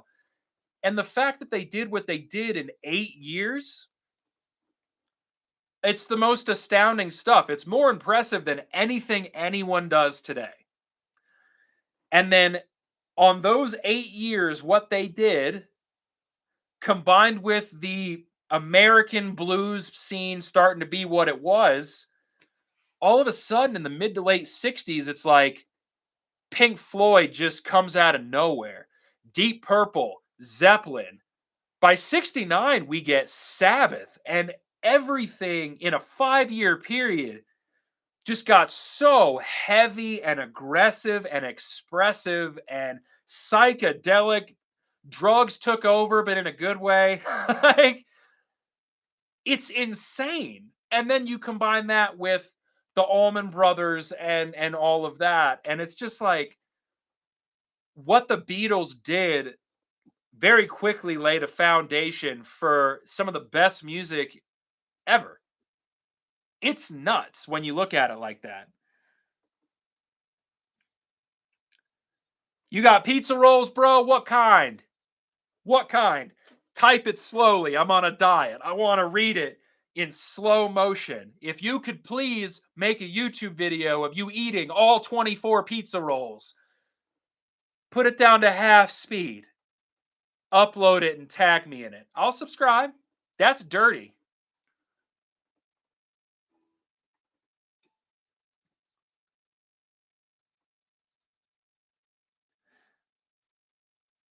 Bro, the Beatles were 8 years. 8 years, beginning and done history. And Paul McCartney, I do believe, is still the richest musician in the world. And yeah, he had a solo career. But let's be real. Homie's a Beatle. That's what it is. Peanut Boy, thank you so much. I appreciate that. Regarding the 80s hair metal, I'm not a big fan of that scene. I'm not like a Motley Crue, Quiet Riot. I know Quiet Riot like kind of started in the 70s, but they kept doing the glam thing into the 80s. Like, not really my bag. I don't know why. Um, but it's crazy to me. People talk about heavy music, and my most listened to genre is modern progressive metal. You don't get any of that complicated stuff. Animals as leaders, intervals, periphery. You don't get any of that if it wasn't for the British invasion in the 60s. Just a group of people that are like, fuck the system, fuck you. Like, this is what I'm hearing. This is what I'm going to do. I'm going to play in a club for 100 people with 3 Marshall 100-watt plexis. Do you know why? Because this whole thing's a simulation and I can do what I want. Like, what? If this whole thing is a fucked up game of Sims, these people were just like cheat codes, blah blah blah blah. I'm gonna do it anyways. Without them, you don't get any of the modern, complex, heavy stuff. Just how I feel.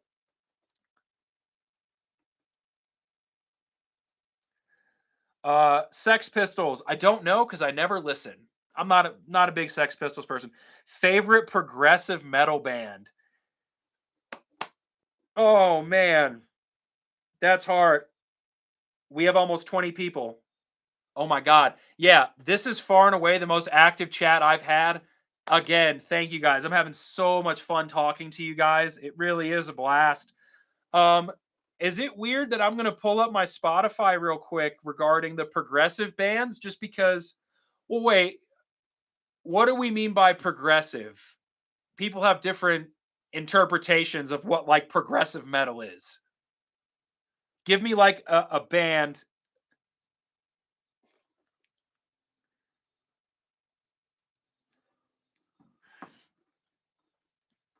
Have I played in a band before? I have not only never played in a band, I've never played live with other people. I've just always loved music and I've always loved playing. In 2026, that will change. On Audibly Dumb, there is going to be a playlist getting made called Live Performances. From the first time I go on stage through the 50th, I'm just going to record it all and put it all out there. Um, regarding Rush, uh, would Rush be considered progressive metal? Somebody asked about Architects. I saw Architects recently. The band Era opened for them. I went there to see Era. That's why I was there. I could not get into Architects live. Dude, the whole fucking set was just like that's all I heard was just the chug. I need the lines, dude. I need the melodic uh textures on the guitar. That's why I say modern progressive metal. We're talking Pliny intervals, like that sort of stuff. Dreamwake is a relatively unknown one. That's what I dig. I listen to it in the gym. I listen to it in the car. Like,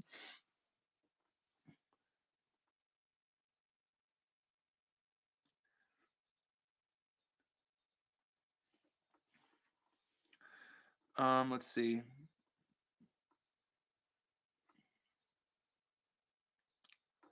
So Dream Theater is fantastic. I've seen them. Oh my god, dude! The time I saw Dream Theater, it was Animals as leaders and Devin Townsend opening up for Dream Theater at Mission Ballroom in Denver. It was fucking awesome. That whole show was sick, dude. Uh, I'm gonna throw Polyphia out there. Polyphia, say what you will about Tim Henson, seeing them play songs like Playing God live, and he's hitting the electric neoclassical thing, and he's looking at the crowd, not even paying attention. Like, what are we doing?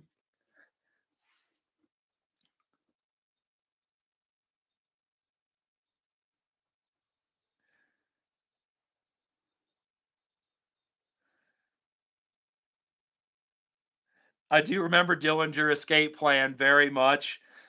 You just mentioned Weird Al. I saw Weird Al at Red Rocks this last year, and it was awesome. Somebody like I don't remember who it was. A buddy of mine was like, I had a friend go, and he said it was dumb. And it's like, what did you think you were paying to go see? Did you go to Weird Al expecting fucking Tool? Like, the whole thing is stupid. He's been Weird Al for 40 years. Like, what are we talking about? Yeah, like it I'll go back again. It was fun. Oh man. But yeah, modern progressive. You know what's funny? I did not know this. In the polka community and in like the accordion community, he's like one of the best in the world. I didn't know that, but apparently like as an accordion player, he's like the Eddie Van Halen of accordions. Like, I guess he's really well respected. And yes, it made me hot and bothered in many ways. So like lately for progressive metal, Dreamwake dropped a new album called The Lost Years. Very, very good. Uh, Era is a band I will listen to forever. They're about to release a new album this year. That's going to be sick. Ba, ba, ba, ba, ba. Intervals, always. A lot of intervals. Geez, I listened to a whole bunch of intervals recently. Um, there's a weird combination of progressive metal and American jam band in this Spotify right now.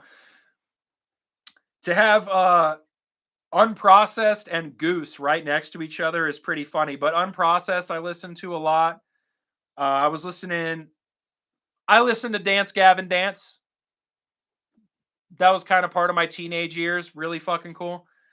Some of these newer bands like Dayseeker, some of these newer like spatial commercial progressive stuff I do listen to. And talk about a genre that gets a lot of shit. Um, there's something to the metal music. I'm gonna throw out Sleep Token, okay? Sleep Token gets shit on. I appreciate them bringing heavy music to the masses. It's heavy music with that radio friendly chorusy melodicism. I think it's really cool. I do. Uh, Sup, nerd? Stone Meme God, your username. Nice. Very nice. King Gizzard and the Lizard Wizard. Yeah, they play here in Denver all the time. That's a cool band. But yeah, I listen to a lot of that stuff while I'm working out. It's cool to have like really heavy music, and then when the chorus comes in, it's not just like more screaming and more chug. Instead, that's why I love Era so much. You get the aggression, you get the riffs and like the badassery and the chugs. But then when it comes time for the chorus, we're gonna the vocals are gonna go way higher, and the guitars are gonna be playing these really melodic higher end things. I really like it. So you know what's funny? When I told my mom I started a channel called Audibly Dumb, that was the first thing she said. She goes, like comfortably numb. I'm working on a skit to blend that. Uh Incubus is amazing. I've never seen them live, but I've gone through stages in my life where I listen to Incubus a lot. Pretty awesome. Um, Coheed and Cambria. I lived 5 minutes from that band for 10 years. Coheed and Cambria is based out of St. Petersburg, Florida. They have been for a long time. Started in New York. Uh, moved down to Florida. Love Coheed and Cambria. I've seen them many times.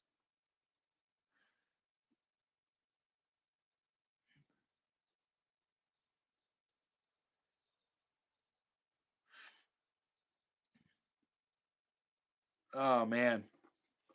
But yeah, Coheed is sick. Uh, Not so much anymore prog wise. Their latest album is a lot of more like radio friendly sounding stuff, but I go through spurts with Coheed for sure. Domino the Destitute, all the Afterman stuff. Fuck. Unbelievable. Let's see. Actually, you know what?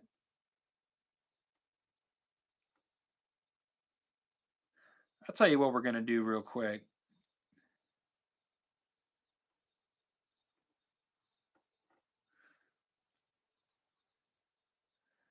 Yeah, so I used to work in the comic book industry, and the Amory Wars thing that Coheed and Cambria. So for those of you that don't know, Coheed and Cambria is a prog band.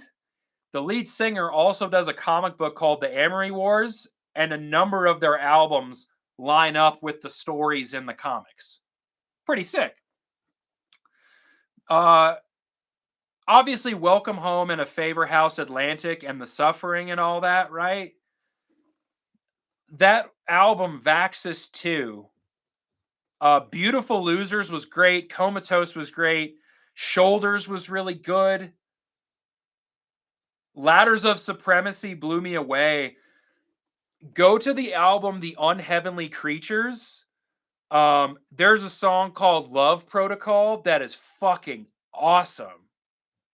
Awesome, awesome.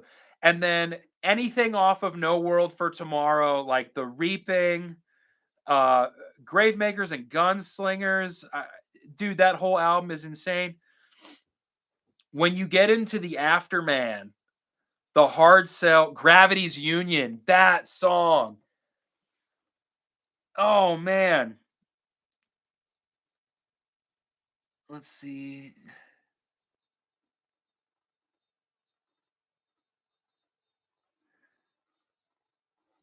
You should give me something to put in a quote book. Were you talking to me there? Because I have a quote I can give you.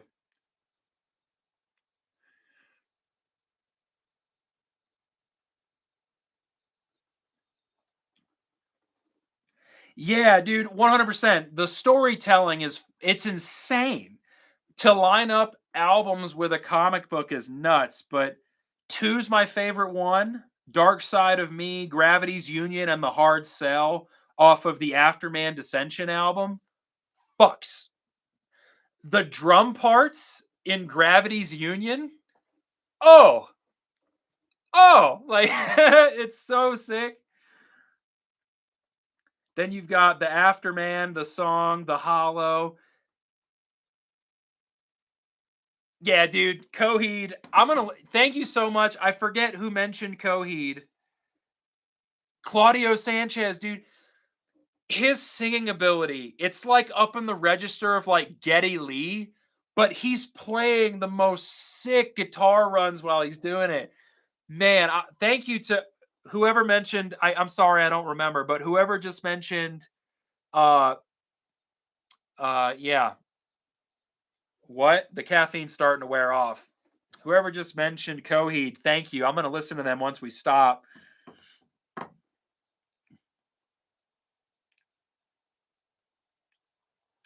Lilith, thank you so much for joining me. I really appreciate it. Nighty night, Buttercup. Sleep tight, dude. Oh man. I'm gonna try to do it every single Sunday, 10 to 11, something like that. I'm about to hit 2 hours on this one. And this is the longest live stream I've ever done. Thank you to everybody who stuck with me, and this time is great.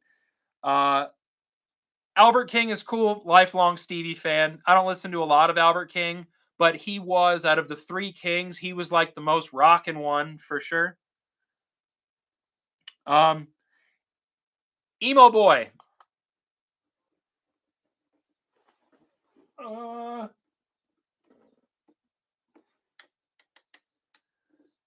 no, my wife does not watch Audibly Dumb because my wife lives the Audibly Dumb experience.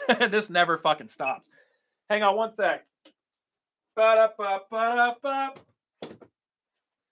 All right. I think it's in here. It is.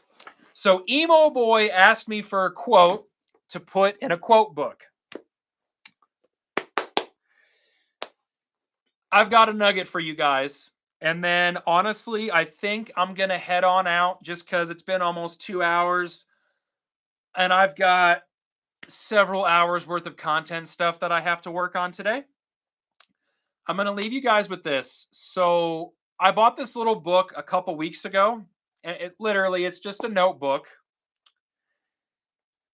And I want to share this with you guys. And if we're cool, all joking aside, I'm actually going to get kind of serious here. On the front of this little notepad, it says instructions for living a life. Pay attention, be astonished, and tell about it. And I'm going to tell you why I bought it. I'm also going to put it down here in the chat. Instructions for living a life.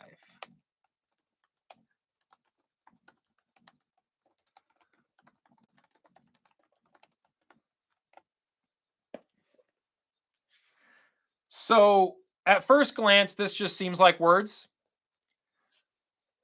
When you get down to the nitty gritty of it, here's what I think. In today's world, I'm going to associate it with content. I don't want to break the fourth wall here, but hey, we drained one of the batteries to the lights. I'll just turn that one off too. Um, in a world where everybody is trying to like go viral, right? In the content world and in music and in anything in the arts, people are always saying, what is going to be popular? What is going to be something people want to see? What can I make that's trending? What can I do that is popular? How can I mold myself to that? Well, I've uploaded 150 times to Audibly Dumb. And when you do that, that stuff starts to creep in. This right here is something I'm going to repeat to myself every single day. And it's something that I wish everybody would do in general. The step number one, pay attention. I know I don't like getting super philosophical, but please hear me out. Pay attention to when you're listening to music, songs that you like. Don't worry about if other people think it's cool. Just listen to music and be like, I enjoyed this. If somebody else looks at you and they're like, that's stupid or whatever, doesn't matter. Pay attention to everything, the nature around you, the music you're listening to, the people that you run into, right? Really, you're back. You came in at a freaky time, my man. Paying attention to everything is so crucially important. Not politics or any bullshit like that, but the things that make you happy, the things that make you feel fulfilled in the world. Lock in, pay attention to it, and try to recognize it always and figure out why you like it. Number two is be astonished. Okay, we've paid attention to everything. Find a way to get just like obsessively, man, this was awesome. This, I really, really enjoyed this. It was beautiful. It was amazing. Like, that it was awesome, whether it's artwork or music or a new friend that you made or a show that you went to.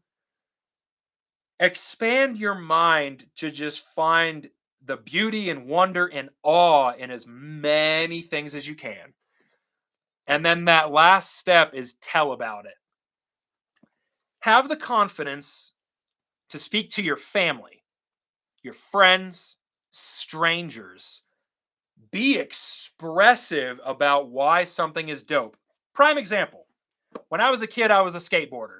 I haven't skateboarded in years, but anybody in here follow skateboarding?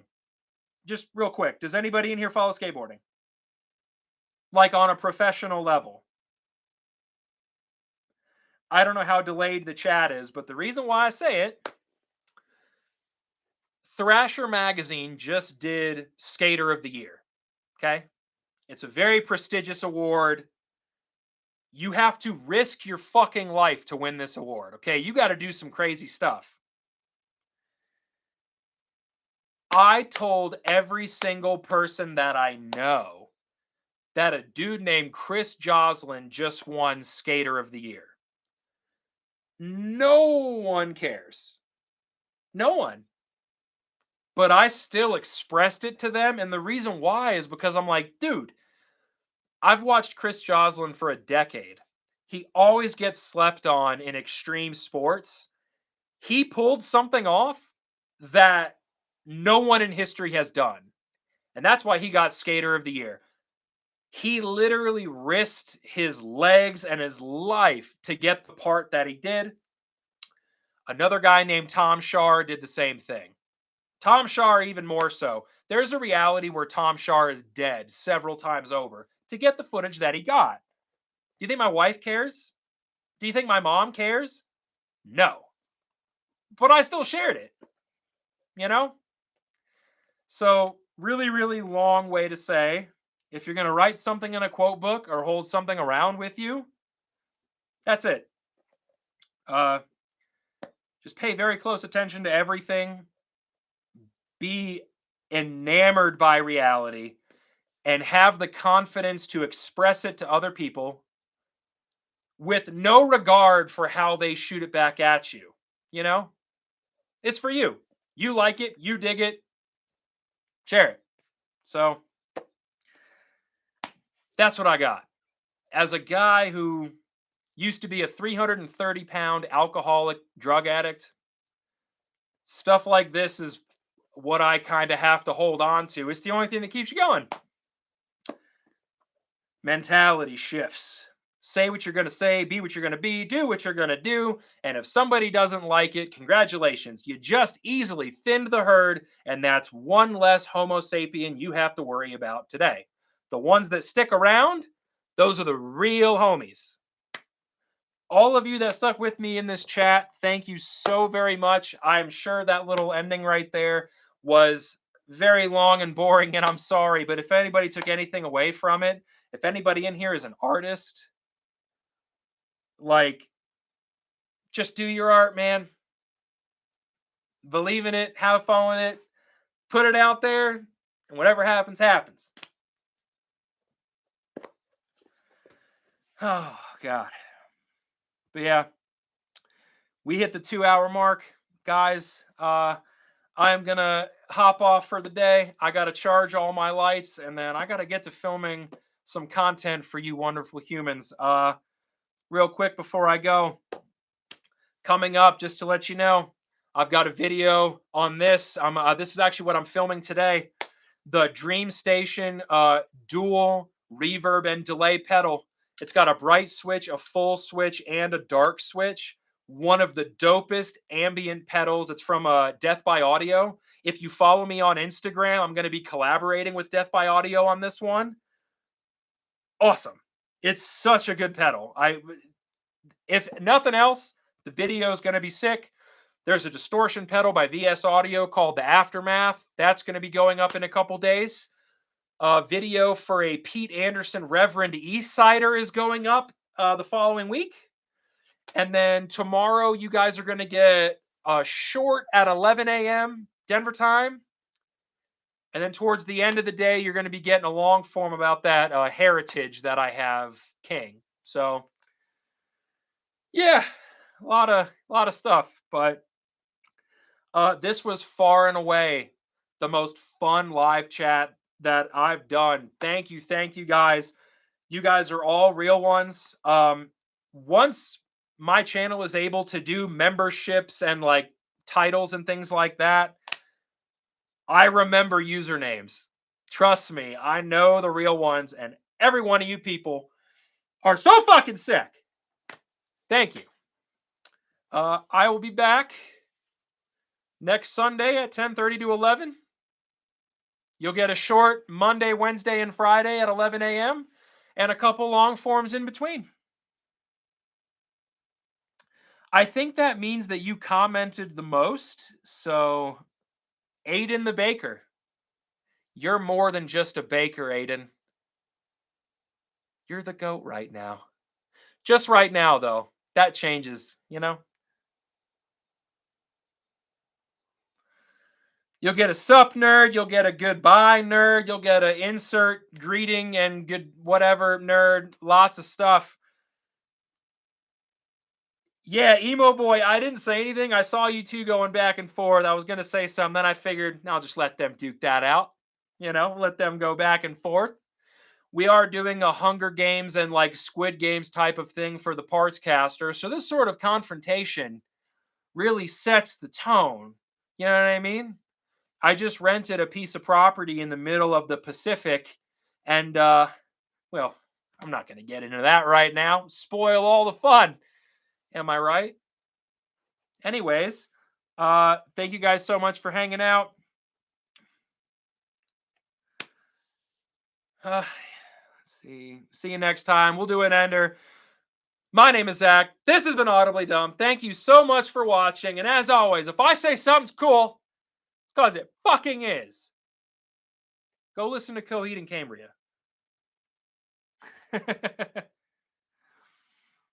It's exactly like trash talk before a fight. Once again, thank you guys so much. I will see you guys in the next one. Deuces.